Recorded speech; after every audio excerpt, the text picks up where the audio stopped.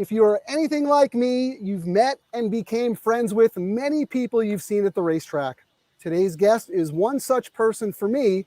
I'll introduce him in just a minute. But first, hello everyone. My name is Frank Scatoni, and I am your host for Del Mar Thoroughbred Club's Best Bets Seminar. Just a reminder, this is not a traditional selection show. We are not going to talk about every race, just going to look at specific races and wagering strategies that offer the best opportunities to make a decent score. If you're watching live, feel free to leave us a comment or ask us any questions. The show will also be archived on Del Mar's Twitter, Facebook, and YouTube platforms. Now, back to today's guest.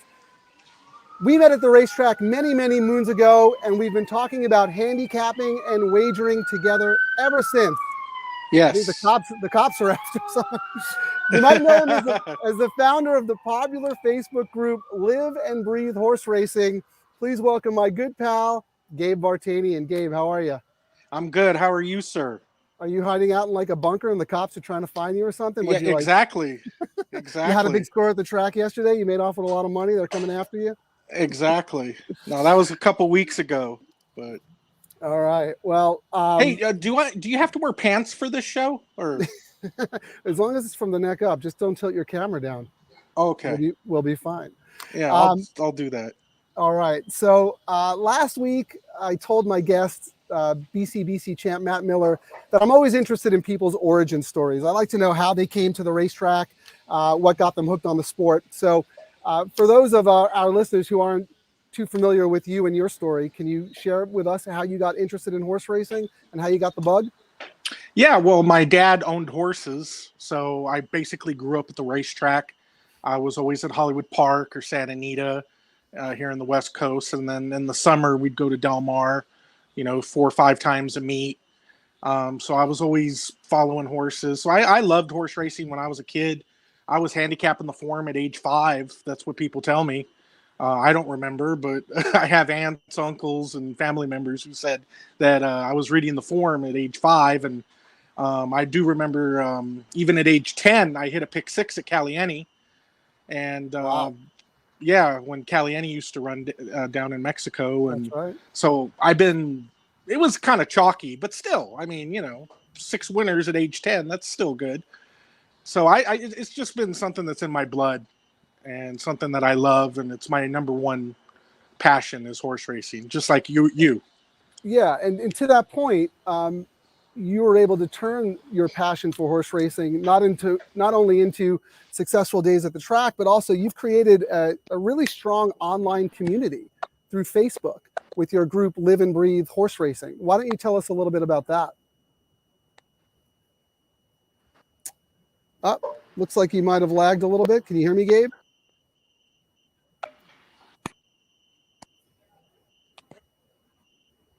You having a little bit of an internet issue?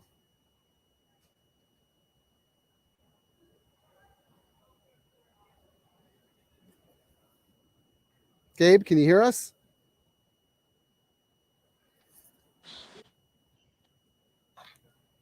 Sorry, we're having a little bit of a technical issue here. I'm going to remove Gabe from the studio and put him back in and see if that helps things a little bit.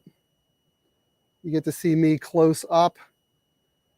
I do know Gabe wanted to talk about 4 races today, and we can get to that in a minute. I'm just trying to get him set up. Are you back, Gabe? We're having some technical difficulties here. Well, you're going to be stuck with me for the next 20 minutes until we can get Gabe back on here. I'm just going to jump right into his races. I know he wanted to talk about race 4. So why don't we start off with race 4 until we can get Gabe back on the stream. Gabe, you there? This is what happens when you do live television, folks. You get to experience some funny stuff. And I had some good questions for Gabe. I really wanted to hear more about the horse racing group that he started on Facebook. But hopefully if he can join us at some point, we'll get to that. But anyway, today's 4th race is a $50,000 starter allowance for fillies and mares going 8 furlongs on the turf The rails are at 18 feet. The morning line favorite is number 3, Viazar, who has run second at this level 5 times in a row, losing as the favorite in 3 of those 5 races. That's a very tough pill to swallow, especially since we're dealing with a 5-year-old mare who doesn't really have room for improvement. Sure, she's never run a bad race, but can we trust her to get the win today, especially with Mike Smith taking over for Rispoli, who ends up on number 1, Ready, Jet, Go for Peter Miller. I actually wanted to take on both favorites in this race, both number 3, Viazar at 8-5 and number 1, Ready, Jet, Go at 3-1. And I know Gabe felt the same as I did. And we're going to look at one medium price horse, one long shot. Number 7, Pop Pop's Dream, was both Gabe's number 1 pick and my number 1 pick. I'm going to pop this up on the screen here. Mike Pipey has 2 horses in this race. He also has the 2-horse Unbreakable, who's a 4-year-old who I'm not that crazy about, but I'm going to look at his other horse in here, number 7, Pop Pop's Dream, for a couple of reasons. I know a lot of people out there don't necessarily like to bet back horses who have just broken their maiden and are now coming back and facing winners. And I'm usually of that same camp, but when it comes to turf racing, I don't mind it so much because I feel like turf racing is a lot classier. And if a horse shows a good turn of foot and a good come home time in their maiden breaker, then I am okay with betting that horse back against winners. So if you look at Pop Pop's Dream on August 22nd, the horse dropped in from a maiden special weight into a $50,000 claimer. Didn't take a lot of action. It was actually only 9-2, which was a little surprising to me. The morning line at the time was 12, which I thought was extremely high. So the horse got bet down off that line, even though he only went off at 9-2. And if you watch that race, the horse broke from the 7 post. She was way off the pace under Mike Smith, and she came running on with a very strong late run. The pace that day was fair. So I believe that was an honestly run race, and I think that is indicative of her ability. That was back in August. I like that Pipey kind of freshened her up a little bit. I like when turf horses take a little bit of time between races. And this horse is now coming back, facing winners, should get a very, very good trip. Now, the other horse I'm going to look at to kind of complete the exacta is number 6, Tayet, at a big price at 8-1. This horse is very interesting. Paula Capestro, who doesn't start that many horses, actually claimed this horse from Churchill Downs and brought the horse here. Claimed the horse for 40, brought the horse here, and is now running in this turf race. If you look back, even though this horse broke her maiden on the dirt, she has some really, really good turf races back east that she can run back to. And as I've said many, many times on this show, East Coast turf racing is a lot more competitive, a lot tougher than what we have out here. And Paula Capestro doesn't have a lot of many horses, but when she starts on them, they're usually well met, and she's very sneaky and very cagey. So I think that horse is interesting to complete the exotics, especially getting the 7-pound weight break. I'm going to check in real quick again, see if we can get Gabe back on. Gabe, are you with us? No, we still can't hear you. Can you hear us? Yeah, can you hear me? No, I can hear you. Can you hear me? To race 4. Yeah, I can hear you. Yeah, I like the 7 Pop Dream. I watched that horse's last race, and it was very impressive. He went very wide. Can you hear me? A little bit. Yes. Good. Yeah, I like Pop Stream in there. Mike Smith gave him a very wide trip last time. He still easily. The horse is very, very improved. The big Viazar, I think, is a beatable horse who hangs every time. I'm going to take the Kyle Frey and number 7 Pop Stream at 4-1. I think that horse is going to present a lot of value and can beat the 3. I'm a little afraid of the 1 horse because Rispoli jumped off the 3 to ride the 1. But I think Pop Stream is a good horse at 4-1. let me ask you, Gabe, if you can hear me, what are you looking for when you assess a turf race? You know, you talk about the one horse a little bit, who's a stretch out sprinter. I'm typically against horses like that, unless it looks like a prep race. That didn't look like a prep race to me. That horse looked like she was in it to win it that day. And as I was telling the audience before, while you were offline a little bit, I also like number 7, Pop Pop Stream. But tell us a little bit about your process when you handicap a turf race. Yeah, when I'm looking at a turf race, I want a horse that's going to save ground. I want a good jockey. On the dirt, I don't think jockey is as important, but in turf racing, I think jockey is very important. So I want a jockey who usually has had success on the turf. Basically, I want a horse who saves ground, gets a good trip. At Del Mar, I typically don't like horses that are on the lead. That's just a rule of mine. I've just seen a lot of speed horses quit. I prefer a horse that's either right off the pace or even a closer rather than a horse up front. But anyway, if there's a, if it's a lone F and it's going to go a slow pace, then I'm willing to, give it a chance. But typically I want a horse that's coming from the back. I agree with you on that, especially here at Del Mar. I have a buddy, Frank Tate. He keeps track profiles for turf racing, and it's very difficult to wire the field, especially it's a little easier as distances get long,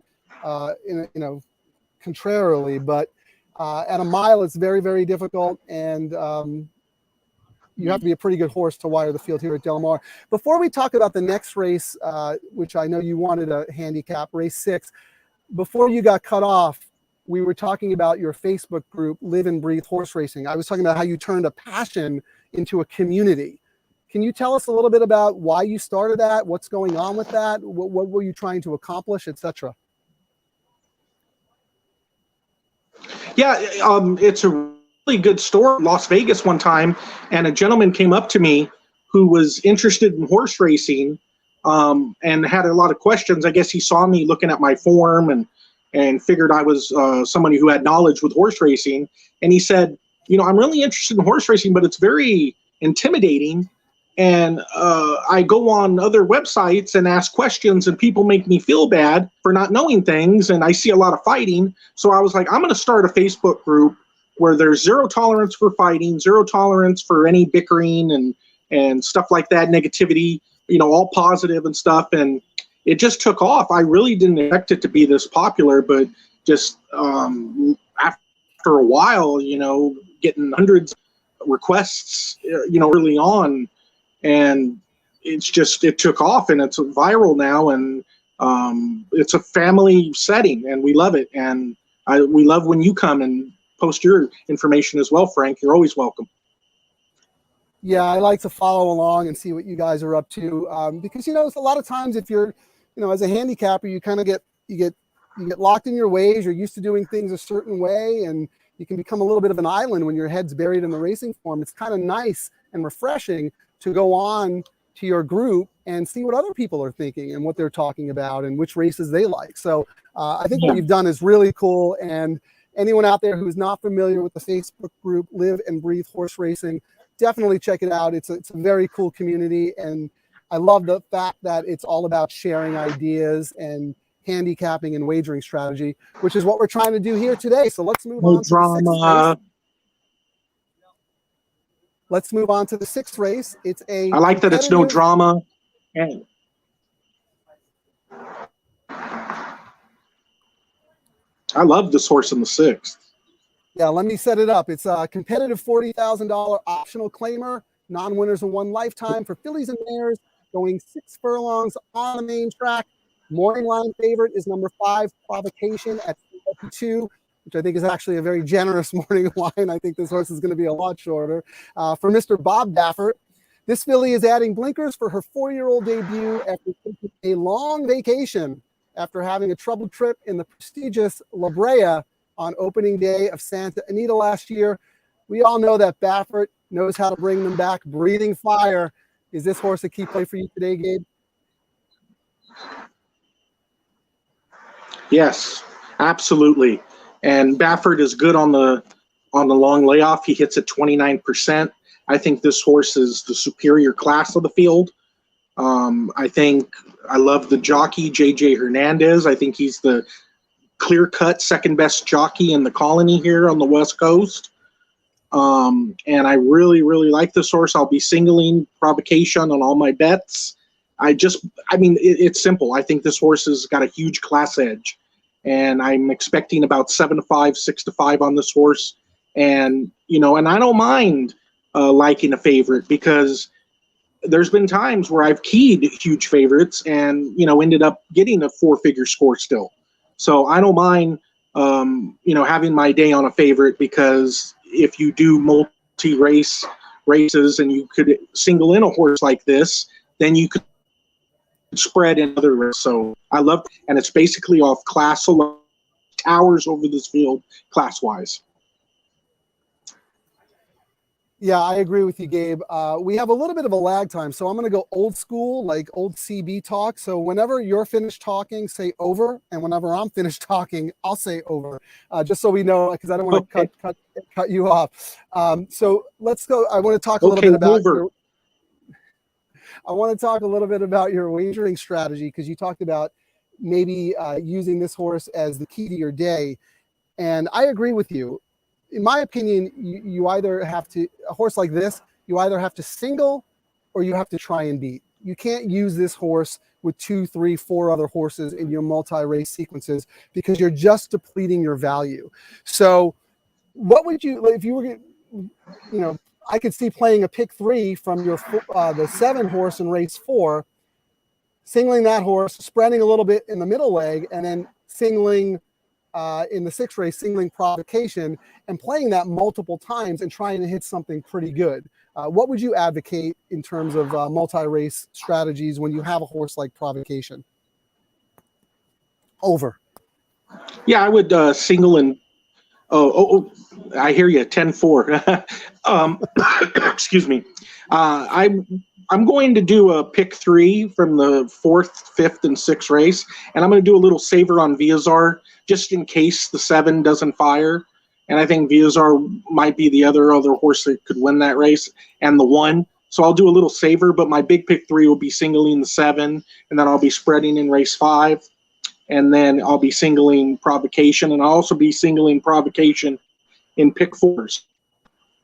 And I'll be spreading in other races, especially race 8. I think 4 horses or 5 horses could easily win that race. Over. Now, would you ever make a substantial win bet on a horse like Provocation? Let's say the horse is 8-5, and you think the horse should be even money. I mean, to me, that's great value, and I'm not averse to making a pretty sizable wager on a favorite who I think is going off at good value. Or I have a buddy who won't bet anything less than 5-1, even if he loves a horse. If the horse isn't 5-1 or greater, he just passes the race. Do you have any rules or regulations that you follow for stuff like that? Over. Absolutely. I look at a race like this. In a race, for example, Provocation, I go by process of elimination. I'll eliminate horses who I think have very little to no chance of winning. And then I'll pretty much apply a percentage of what chance I think the horse can win. So Provocation, I give him about a 45 to 50% chance of winning, which equals to about 6-5 even money. So if I see 8-5 up there, I would definitely make a win bet. If I saw anything over 5-2, then I'd be concerned that he's not getting any action, and I probably wouldn't make a win bet, because Action's been winning a lot here at Del Mar. So it's all by percentages and so forth. But I do think Provocation will be about 6-5, 7-5. But you also got to be concerned about that late dump. That sounds funny, late dump, but when the late dump comes in, sometimes a horse will be 2-1, and then when the gates open, he's at 4-5. So you got to look at the exotics a little bit to see if the horse is going to get bet, but sometimes that doesn't tell you the whole story either. So it's a myriad of reasons. Over. Yeah, I agree with you there. We've been seeing a lot of late action through the tote, especially here in Southern California. It is extremely important to try and chart the double will pays or even the double probables to get a good idea of where the action is going to end up. You know, like Gabe said, it isn't always accurate, Absolutely. but it'll at least give you some kind of idea as to what price your horse might be going off at. And I think Provocation is going to take a lot of money, early, middle, and late money, just firing away. And you know, like Gabe said, it's a good single for those who are playing the multi-race wagers. So let's move on to the 7th race. I actually did this race for the Del Mar website, so you can check out my analysis on dmtc.com. It's a $25,000 claiming event for fillies and mares going 5 furlongs on the turf. The rails are set at 18 feet today.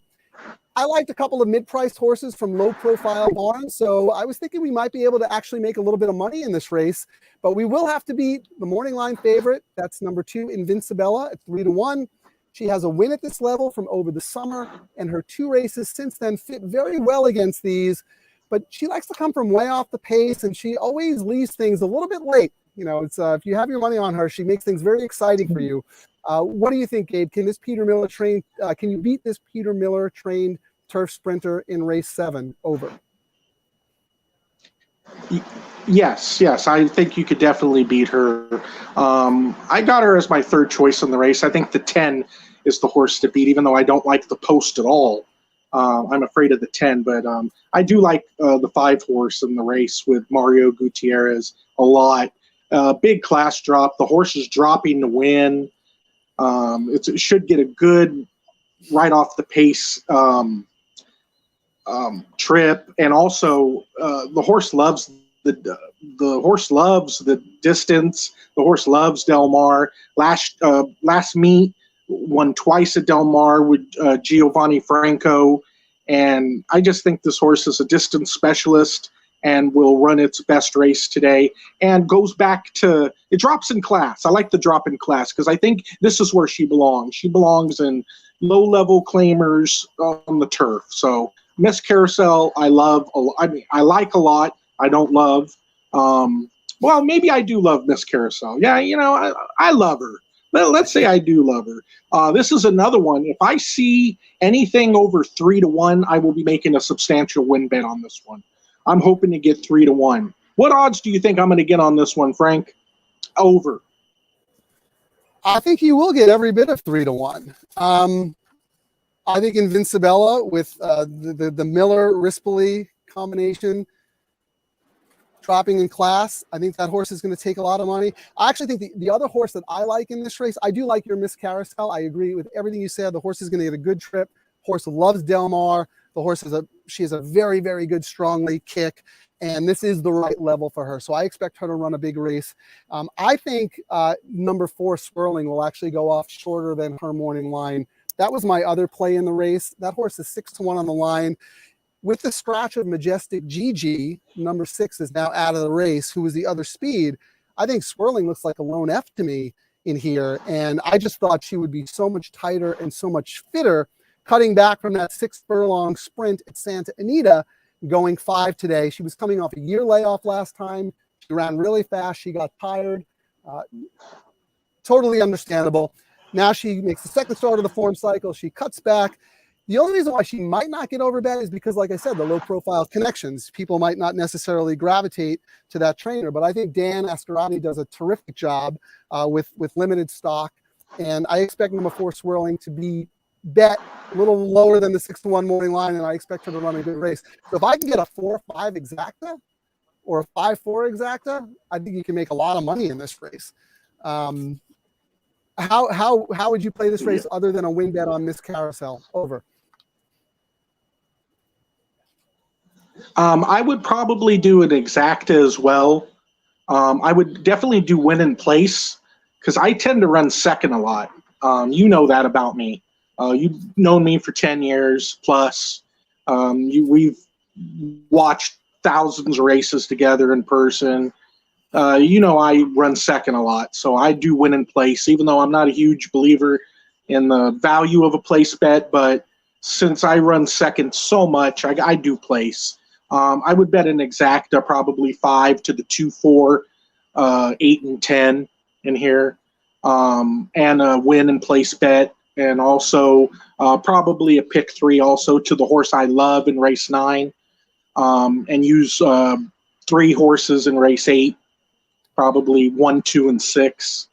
I still haven't decided yet on that 8th race. I'll look at the probables and the doubles and see who's getting action in race 8, and that'll influence who I pick in race 8. Yeah, I think that's a smart way to do it, especially when you have. I think that's a smart way to do it, especially when you have key horses in the first leg of a pick 3 and the last leg of a pick 3. You can kind of look at the doubles. So let's say from race 7 to race 8, kind of see where the value is, and you can play your pick 3 combos accordingly if you have a single that you really love in that last leg. So let's talk about the last race. I know Gabe has a strong opinion in race 9. It closes out the day. Tough maiden special weight. I thought it was tough. Gabe might think it's easy. Fillies and mares going 8.5 furlongs on the turf. Rails are at 18 feet. We've got a big oversubscribed field of 13 runners. The morning line favorite is one of 3 Phil DeMilo trained horses, although one of his horses was on the AE list and scratched. And that's also the morning line favorite. Number 7, Buzz of New York. 3-year-old has never run a bad race in 3 tries since emigrating from Europe, but she has been a beaten favorite 2 times in a row. On the plus side, she's cutting back from a 9 furlong race, so she should be fit. And she does have 2 decent second place finishes over this course.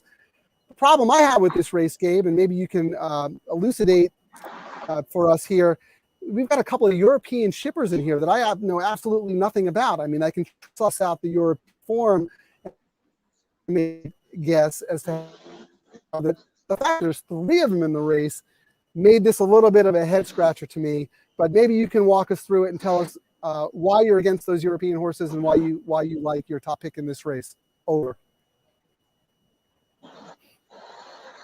I think we're overthinking this race. I think a lot of people are going to be overthinking this race and trying to beat the favorite in the last race. And I think the horse is proven. I mean, it shouldn't even be a maiden anymore. It should have won its race 2 back, never run a bad race. Also, I like the fact that she's getting more acclimated to America. I think these Ireland horses, once they've been in the country for about over a year or so, they really start getting acclimated. And I think the Buzz of New York is a complete standout in here. I love J.J. Hernandez. I think he's a very good jockey, not only on the dirt, but I think he's good on the turf, even though the stats may not suggest that. I think he hasn't gotten many very good turf mounts. J.J. Hernandez could ride anything for me, and I would accept it. He's a top-class jockey. I think he's going to give this horse a perfect ride right off the pace. He's the strongest finisher in the colony. So if it's a close battle, I think he'll win it. And I just think we're overthinking this race. I think the Buzz of New York's got room to improve, has upside, and will be right there and should get a good trip with a good jockey and win this race. I love Buzz of New York. If I get 5-2, I would make a win bet, but I doubt I get that. Over. Yeah, I mean, you make great points. I mean, that is one of the weaknesses in my handicapping. I have a tendency to overthink things and overanalyze things, and sometimes I have to remind myself. This is something a buddy of mine, Pete Fornatel, used to say all the time: first thought, best thought. Right? Your first thought, you look at the form, you formulate an opinion. That's usually your best thought because you're looking at it fresh. And then the more you think about it, then you start going, well, maybe, and you start second guessing yourself and you're changing your mind. And then you come to the track and you hear somebody chatting about another horse. And then you start thinking about all these different crazy things, which this is a good question to end the seminar with. Like, how do you keep your mental focus? How do you stay disciplined? How do you stick to your opinions and bet them in the most efficient way? Over.